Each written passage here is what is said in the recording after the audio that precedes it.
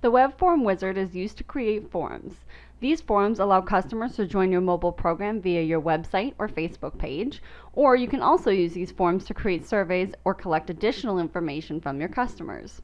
To create a form, simply click on Create New Form, then name your form, and select one of the templates provided.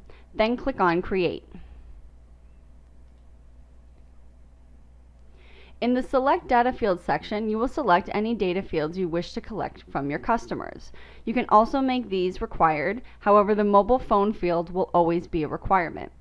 Once you have selected the field, click on Save Changes, and the fields will appear to the form on your right. The Design Your Form section allows you to fully customize the look of your form.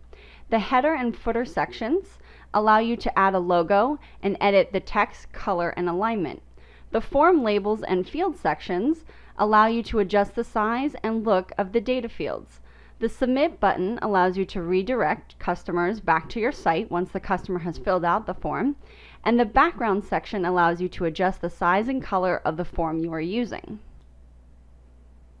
Finally, the Select Mobile Campaign section allows you to connect your form to a keyword or multiple keywords of your choice.